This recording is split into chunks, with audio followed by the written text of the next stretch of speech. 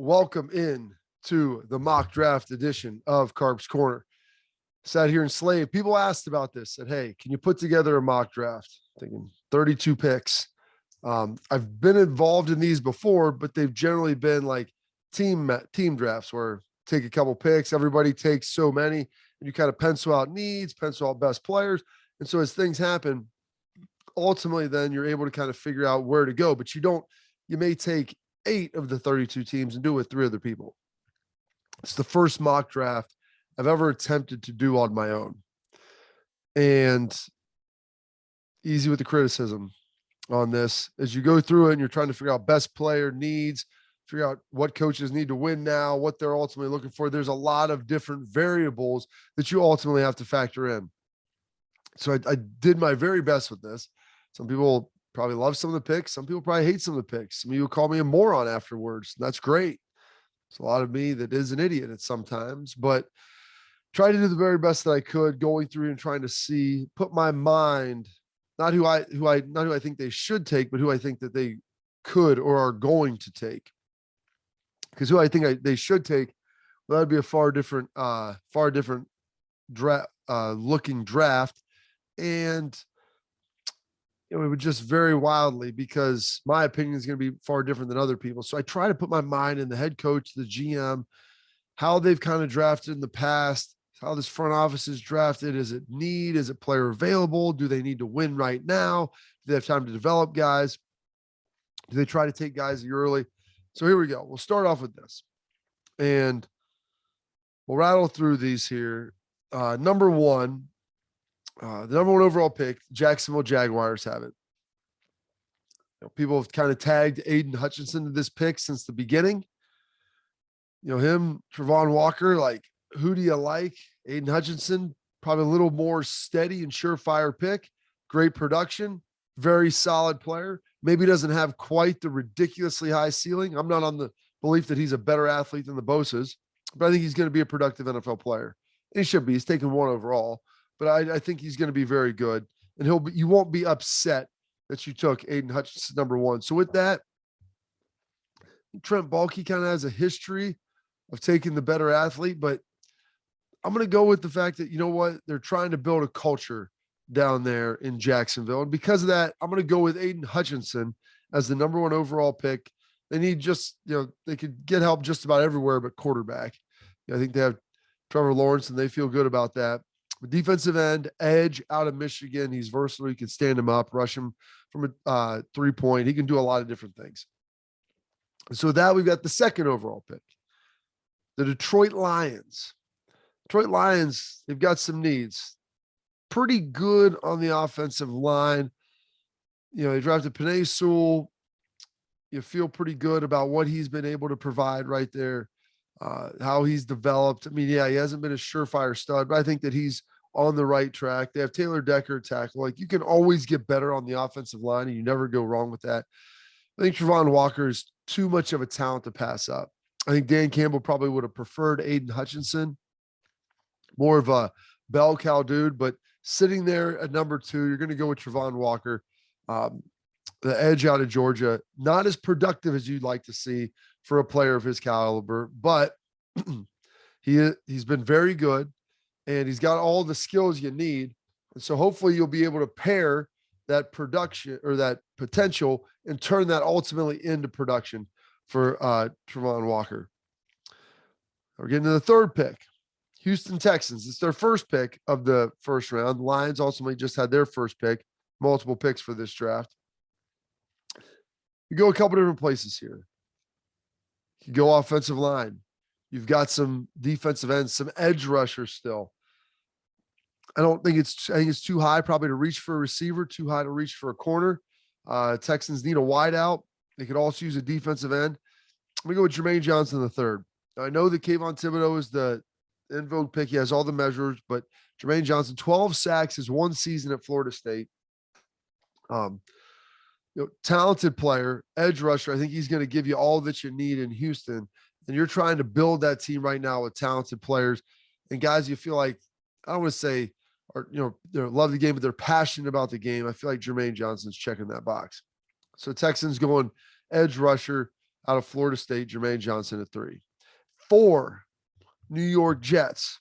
This is where it starts to break. You could see maybe the Jets going with a wide receiver. That's a position of need. Edge rusher, also a position of need. But you do have a young quarterback.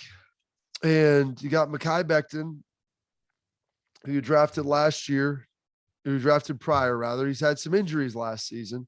So you hope that, you can solidify that offensive line. I think the best player that would probably be able to help him and kind of blend best and best available in position of, you could say, need. Evan Neal out of the offensive tackle out of Alabama. Really like him. Physical. He's under that Nick Saban system. Some of the offensive linemen haven't fared quite as well from Bama, but I like him. I like his athleticism.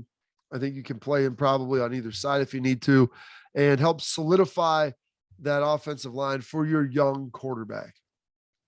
You have a guy who you just took last year and you're struggling to make sure that he can have some time. Make sure you solidify it. You get a good offensive line. It solves a lot of your problems. Number 5, we're staying in the state of New York, and with their first of 2 first-round picks, then we get to Kayvon Thibodeau. New York Giants, they could use pass rush. They could use some offensive line help. The Kayvon Thibodeau, the rumors of him like not loving football, not being a guy that's passionate about it. I don't necessarily buy that. He's in the Pac-12. I don't know how many people actually watch Pac-12 football games. And so I do believe that I can't sit here and tell you what he loves, if he loves the game in his heart, but I think that those concerns might be a little overblown. And especially for a guy who has all of the intangibles. He's a guy that when you build a player, he's a little bit of what he looks like, or what you would want to look like. Long arms, tall guy, great length, great size, great explosion. We're going to go Kayvon Thibodeau there because he's got all the measurables. Edge out of Oregon, you can play your traditional DN. Now we get to 6. It's the Carolina Panthers. It's the first group in this list that you could say needs a quarterback and probably needs to start winning right now. So Kenny Pickett's probably the most ready, but does he have the most upside? People are throwing Sam Howell out there. He could creep into the end of the first round. Des Ridder is kind of high. Ideally, maybe the Panthers would like to trade back, but you got to find a trade partner. I'm not forecasting any trades. I think they go with the best quarterback available via upside. I'm going to give him Malik Willis. Now that could change depending on who's available there. If one of those other guys falls down, but they have to get this quarterback situation figured out. I don't know if this will help them this year. He's still going to have some growth that he needs to happen, but Malik Willis, I'm going to go with number 6 overall to the Carolina Panthers, quarterback out of Liberty. I like what he brings to the table right there. Most upside. He's a skilled runner. Matt Rule's a smart coach. You can figure out how to get him and Christian McCaffrey working some stuff in the backfield. If you have to use his legs, you use them, but they need to win in Carolina this year. They know it. And I think that he's the best long-term play. And I think that Matt Rule will figure out a way to use him and maximize him this year. So it's 6, first quarterback off the board with the Panthers. Now you get the Giants, number 7, their second pick of the first round, second pick of the top 10. I mentioned, what do they need earlier? You're looking around, pass rush, offensive line. But I had someone tell me, a couple scouts, front office people, this guy was the best football player they felt in the draft. Saw what he did in college, played all 4 years, phenomenal competitor, has all the measurables, ran really well. And that's Sauce Gardner, cornerback out of University of Cincinnati. So UC getting their first top 10 pick, first round pick in a number of years, and the Giants getting a corner going best player available, a guy that loves football and is going to ultimately help them go out and play and pick up some dubs. So I like Sauce Gardner. Should be a plug and play situation for him right there with pick 7 at New York. To the Atlanta Falcons, another team that could potentially use a quarterback. They've got Marcus Mariota. They need weapons to surround him if they don't draft. Obviously they've got some situations. They've had wideouts that have departed. Julio Jones is no longer there. You've got guys in trouble for gambling. Who do you go with? You want to have someone there to pair up with your elite tight end. People liked him potentially at 4 to the Jets. I'm going to go Garrett Wilson, number 8, Atlanta Falcons. I believe he's the best wide receiver on the board that'll be able to contribute right away this year. He was phenomenal when he was at Ohio State. He's great run after catch. He's a great contested ball thrower. He'll give Mariota a great weapon. They should be able to open up the middle of the field with him on the outside. You can also play him in the slot. Garrett Wilson's going to check a lot of boxes. He's not the biggest dude in the world, but he does a great job of going up and getting the football. Garrett Wilson, for my money, best receiver in this draft at this point, going number 8 overall. Sitting at number 9, Seattle Seahawks. Trade away Russell Wilson. They're obviously now in a rebuild. One of the things that they have had trouble with is their offensive line up front. They have to continue to build that and continue to improve that. They're going to need Drew Lock as the answer, which I don't think he is. You want to make sure you give him help this year and then solidify that offensive line for whoever is quarterbacking for you in the future. I think the best way to do that is Ike Ekwonu, offensive tackle, NC State. A lot of people view him as, the best tackle in this draft. There are people that threw that out there. You have Brown, Alabama. I don't think there's a huge delineation between a number of these guys, but the Seahawks need to get back to being able to run the football. That's what Pete Carroll wants to do anyway. And now you don't have Russell Wilson to bail you out. And so I like the Ekwonu pick right there at 9 for the Seahawks. 10th overall, New York Jets, second first-round pick for them. They need a wide receiver. Garrett Wilson's off the board. They need somebody you think that can go out there and help you this year. I think the next best guy that can help a team this year at the wide receiver position and should be able to play all 17 games. I'm going to go Drake London out of USC. Love what he can do. Physical guy, got some decent size to him.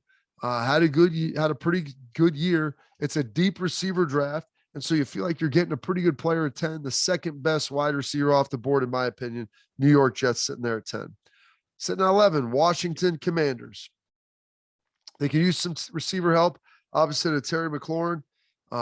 Probably a best player available situation. But this also checks the need box for him. This is another guy that I've heard people talk about as one of the best pure football players in this draft. Kyle Hamilton, safety out of Notre Dame. Very talented dude, a leader that you're going to have in the back end. You look at your coach, Ron Rivera, wants to make sure that you're developing, a strong group of leadership on that defense. He's a guy that can fit into that mold. He's going to be able to do everything you ask him to do, give you versatility, bolster a defensive unit that's got a really good line and just needs some safety help. Kyle Hamilton, 11th overall pick, Washington Commanders. Sitting there at 12, the Vikings. So one time when the Minnesota Vikings had elite corners and one of the best defenses in the NFL, you look around, what do they need? Well, they need a cornerback. And this was a guy who people talked about as being top 5 pick coming out after his sophomore year. He had to sit and play another season, sits out. There's some other guys that probably rise up the board. He's incredibly talented. He can be a little sloppy with his footwork at times and his technique, but he's been so good. He's been able to get away with it. Coming from LSU, I'll say Ohio State's DBU, but we'll give it to LSU for just this argument. So he's very well trained.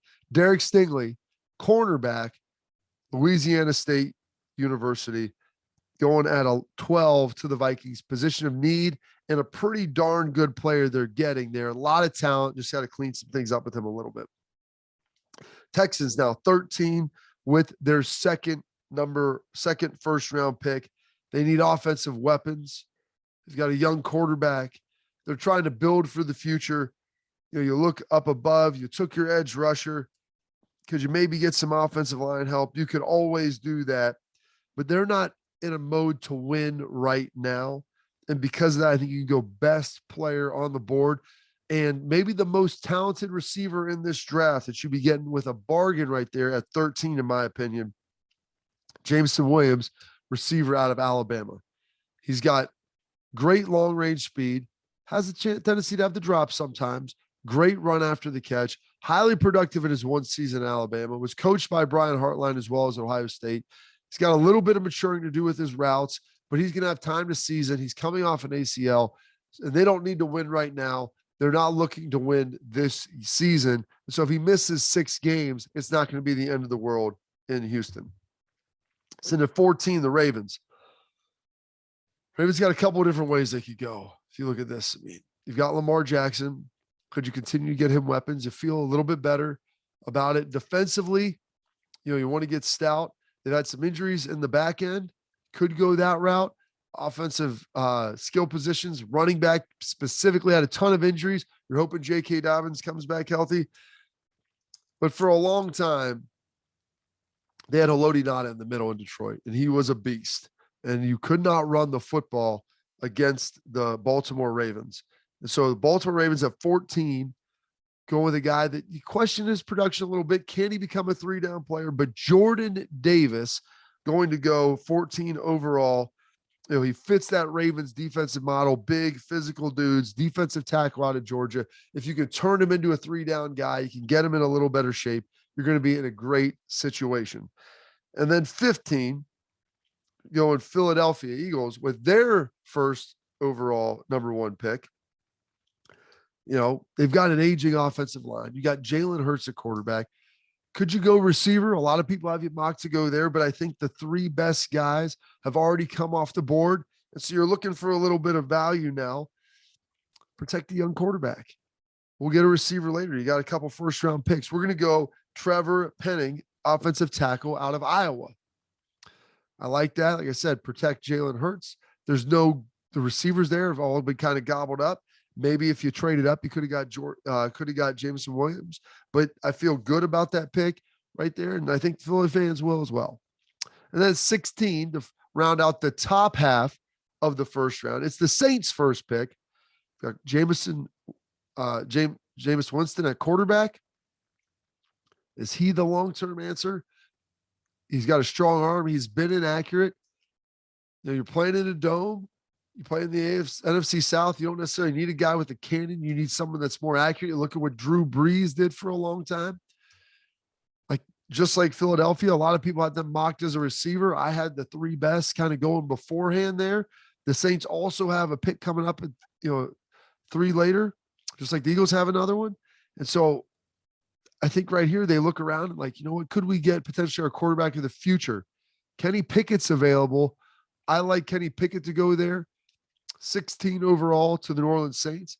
Little bit of that Drew Brees model. He's probably the most polished quarterback in this draft. He's the most ready to play now. He played a ton of snaps in college. Maybe not the strongest arm, maybe not the biggest hands, but he's playing in a dome. He's playing in the NFC South, and he's the most accurate guy that you're going to find.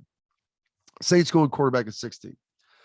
I'll get the second half of the first round. As we look through this, number 3 receivers taken, 2 quarterbacks in the top half, number of offensive tackles, got a safety, number of corners in there. So it's kind of breaking, I think, how people would like it to and how it kind of would look so far. So I think this is a pretty good job. So we're going down now, second half of the draft, starting at 17. Los Angeles Chargers. Who are they going to have to start at right tackle? They did a great job last year solidifying that left tackle spot. You've got Justin Herbert. He's, young player. You want to give him some time and space and protection. Feel good about that. Defensively, you can always go there depending on who's available. But I think you can get good value right here. Tyler Smith, offensive tackle out of Tulsa. A lot of people like him. Start him on the right side over there. You drafted Slater last year, so you feel pretty good about your left side. Now you got your right side tackle, and give Justin Herbert more time. Keep him under less stress and help get that running game going to really bolster an offense in a division where you're going to have to score points. Going to have to score a lot of points for the Los Angeles Chargers. Getting to 18 here. Second first round pick of the Philadelphia Eagles. They're talking about going receiver. Like I said, the receivers got gobbled up. There's really nobody sitting there for you.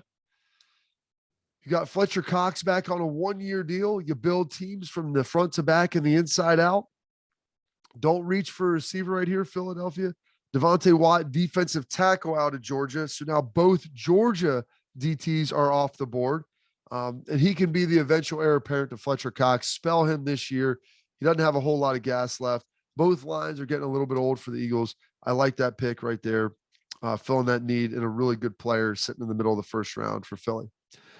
Now the Saints sitting at 19 with their second pick. If they really liked Malik Willis, I think they could have packaged both first rounders and gone up. I think they were probably sitting there. If someone fell to him, great. If not, take a wide receiver. The Eagles could have taken this guy, but I think there was too much value there. Defensive tackle. I got Chris Olave of Ohio State, wide receiver, going to the Saints at 19. Chris is great down the field. Pair you've already got Alvin Kamara. You've got Michael Thomas. He comes back on the other side. I mean, if you have Kenny Pickett, that's going to give you a lot of weapons there for that young quarterback. Should he be able to beat out Jameis Winston? Even if they don't go that way, I still like Olave right here. He's great down the field, 7, 8, 9 routes, post corner fades, great on slants.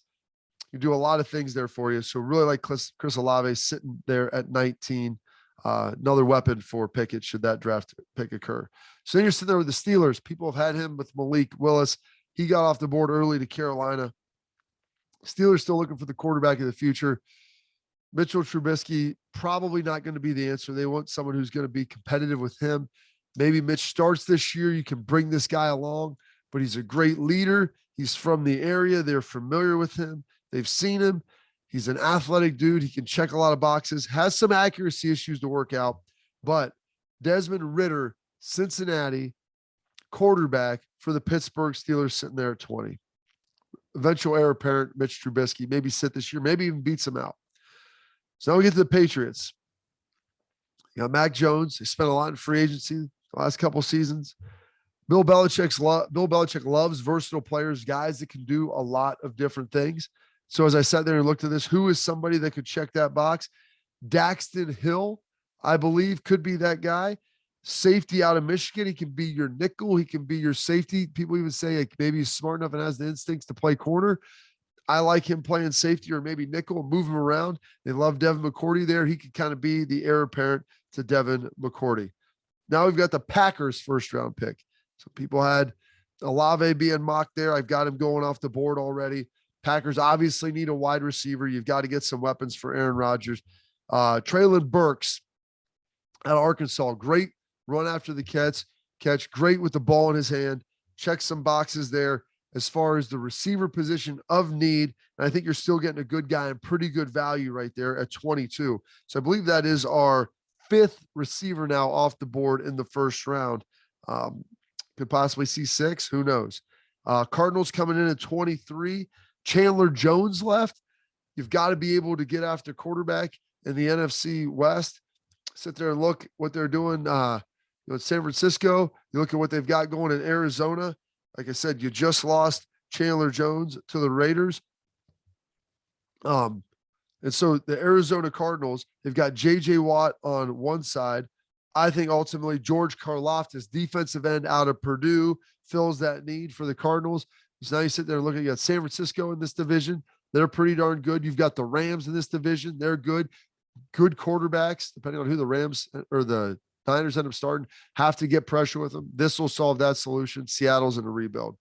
Cowboys sitting at 24. Could go a lot of ways. Receiver, maybe a defensive back. Some people maybe threw out they could get a linebacker. Probably need some rush. All the great rushers, I think, are off the board. You don't necessarily want to reach. Maybe Dallas would trade up and get one if someone falls. But Tyler Lindenbaum, guard center, interior offensive lineman out of Iowa. Get back to the basics, drafting offensive line. Tyron Smith getting older. You look at what they're doing with Zach up front. Travis Friedrich, he's done. I mean, they need to get back to developing that offensive line that for about 5 years was one of the best position groups in the NFL. Need to make sure they can do that. Tyler Lindenbaum out of Iowa, like that pick. Sitting with the Bills now, 25. Where do they go? The last 2 cornerbacks that they've taken in the first round, I think 18 and 20 haven't really worked out. You got to get better there. You have to, in the AFC, you can sling the ball all over the place. Trent McDuffie, cornerback of Washington, out of Washington is who I'm going to go with here at 25 for the Buffalo Bills. 26, Tennessee Titans. People thought Hey, maybe if Desmond Ritter's there, they take a flyer on their quarterback in the future. Maybe you could get some offensive line help to ultimately continue to bolster the running game for King Henry. I'm going to go with receiving threat opposite of A.J. Brown, deep down the field. Jahan Dotson, wide receiver, Penn State, maybe a touch high for him, but it's a position of need. And I think looking around, there's maybe an offensive lineman you could go with, but I think he's ultimately going to be the best player for them. Now the Tampa Bay Bucks, this was the other pick that was kind of player that I thought the Titans could go with. They need somebody to protect Tom Brady. They've lost a lot of their interior, their offensive line for the Bucks. You don't want players sitting in his lap. Zion Johnson, guard center out of Boston College. Thought he could have maybe went to the Titans. I ultimately elected to go with Jahan Dotson. That's 26 to the Titans, 27 Zion Johnson to the Bucks. 28 Packers second pick now. Who do they ultimately go with? Well, they lost to Darius Smith, cap casualty. You probably need an edge rusher to get after the quarterback. I don't think you're taking 2 first-round receivers. Maybe if Dotson was still there, they go for it. But Boye Mafe, the edge out of Minnesota, really talented player, huge upside, dynamic pass rusher, checking the box there out of Minnesota for Green Bay. Mafe getting it done. Chiefs sitting there at 29. They have 2 back-to-back picks, the Kansas City Chiefs. They need to get better on this in the secondary. They lost Ward to the 49ers, their one starting corner. Andrew Booth out of Clemson, I think, fills that need, coming from a good program. He's been a very, very talented player for them. So I think you handle the defensive side, you handle the secondary with some departures here in free agency. Get those guys to be a little better. I like Booth at that pick. Their next pick back-to-back, defense again for the Kansas City Chiefs. Devin Lloyd, 3-down linebacker out of Utah. Going to have an off-the-ball guy sneaking in here. Big guy, physical guy, can do a lot of different things for you. He's a versatile player in that position, and he's going to be someone that you can rely on to kind of help continue to grow this defense and provide you some leadership. Could have went with White out there, but there wasn't anybody really available. Bengals, everybody's hoping, hey, take offensive lineman. They've handled that in free agency. If there was someone that slips here, I think the Bengals often ultimately go O-line. Travis Jones, defensive tackle of UConn. Give him an interior pass rush on the inside. You pair them up. Bengals weren't necessarily great at getting after the quarterback last year. I think he'll be able, Travis Jones, to provide that inside pass rush for the Bengals. It's a luxury pick because they're able to handle a lot of the offensive line in free agency. Still could have taken a guy here if there's someone falls, but ultimately someone didn't. And then Lions, Kyrie Elam, cornerback out of Florida. He's a talent plus guy. The Lions are still trying to build ultimately their roster. They're trying to get more talented players, trying to get younger. And I believe Elam checks that box for him, cornerback out of the University of Florida. So that kind of looks at this number of receivers taken, lots of offensive tackles taken, number of edge rushers taken in that. 3 quarterbacks were ultimately taken the first round, 1 off the ball linebacker, two couple safeties, no running backs in the first round that I mocked out. You could have Breece Hall slide in there late. That's just kind of how I thought it would break. So don't crucify me for this, doing the best I can. People wanted a mock draft. I gave you a mock draft.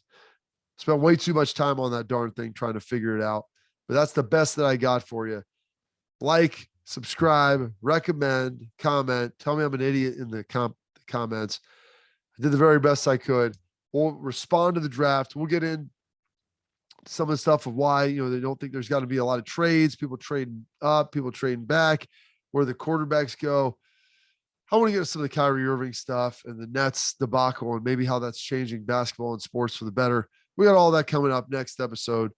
Like I said, please make sure to subscribe and like, comment if you will. This ends this edition of Carps Corner. I'll see you soon.